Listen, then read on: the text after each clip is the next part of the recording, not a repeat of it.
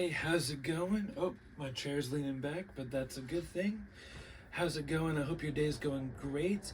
Today I'm going to be talking about when I was living in a sober living. Now, I've lived in sober living several times.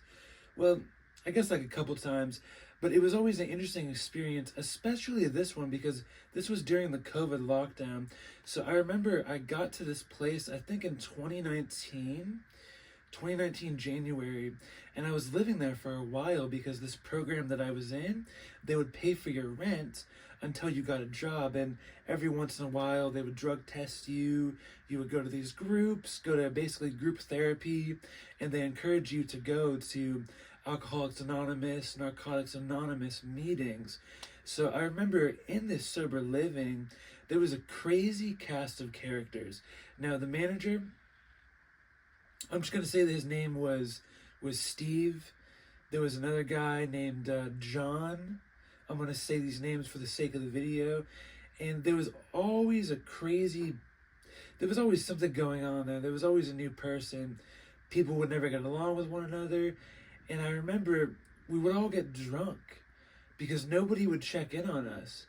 And it was very evident to me that the people who were managing this place, they were just in it for the money. They weren't really in it to see us sober. They never tested us. They would threaten to come through and test us, but they never did. Because they knew that if we turned up positive or dirty, they would have less money in that house. So there was a guy who lived there who would frequently go out and do heroin. He would smoke heroin in the bathroom. Not only that, there were a couple of older guys there who they took prescription painkillers. It was prescribed, of course, for chronic pain. And I would get painkillers from them. They would give me painkillers. They would sell me painkillers. And they would mix their painkillers with vodka, with alcohol. And they would just be on the couch all day, just laid out like this, just straight zombie mode. So there were people who were getting drunk in these homes all the time. We were pretty much always drunk. And there were even days I vividly remember where I would get woken up with alcohol. And I would start drinking at 3, 4 p.m. and I'd just barely roll out of bed. And I remember this was a really bad period in my life because all I was doing was drinking. And this was during the lockdown. Everyone was encouraged to stay inside and not go anywhere. And a lot of us were not working because we were in these programs that allowed us to not work because they paid our rent for X amount of months. So I remember just, wow, man, I remember just being so drunk, being on a bender, always being hungover, always feeling terrible. And I would get all these calls from my program because we had to check in with them. And I just would dodge these calls over and over again. And I almost got booted out of the program until one day I finally answered one of their calls.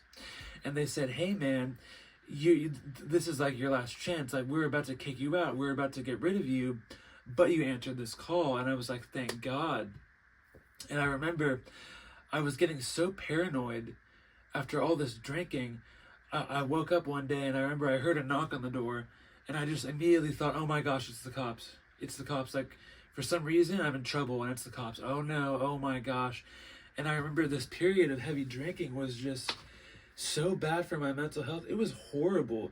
I was unhealthy. I was fat. I think I was breaking out. And I was so beyond miserable. It was horrible. So if anyone watching this is going through a period of heavy drinking, I highly discourage you from doing it. But this story was more to talk about the sober living dynamics. So let me get into that a little bit because there was always somebody new coming in and we basically tell them like, hey, this is what's up. In this house, even though it's a sober living, we all do our thing anyways. Be careful, don't get caught.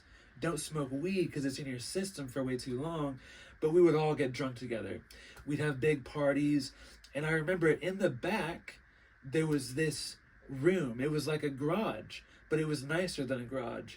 It had our laundry, our washer, our dryer. There was a nice big TV back there. So that was the spot. We'd go back there, we'd kick it, watch TV, drink our beers, and we'd just kick back and enjoy life, smoke cigars. And it was so nice back there. And that was pretty nice. I do remember that.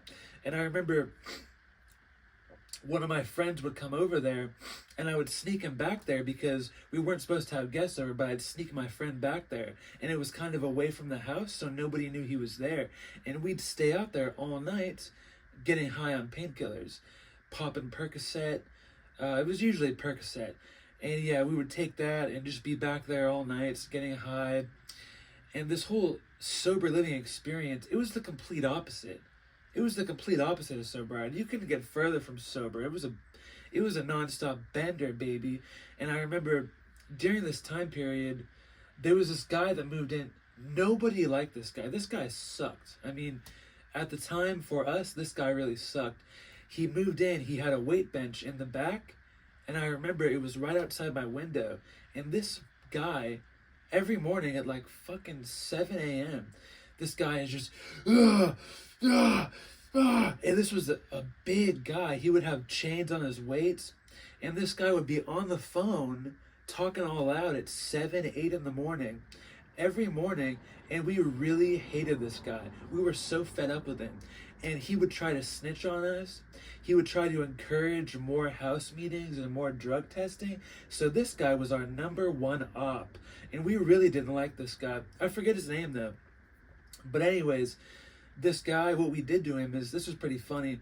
We super glued together his weights. So we had two plates on his bench press, and we super glued them together. So when it was time for him to leave, he couldn't get it undone.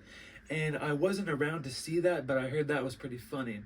And this guy talking all this trash, even though he was always talking trash about how everyone's going to mess up his program and do more testing and test for this and test for that, this guy ended up going out and relapsing. So he was a dang liar and a hypocrite. That guy really sucked, and I really didn't like him. But anyways, this was some of my experiences living in a sober living. And on top of that, you got people arguing about, oh, this is my space in the fridge. You're taking out my space. Oh, this is mine. Did you touch it?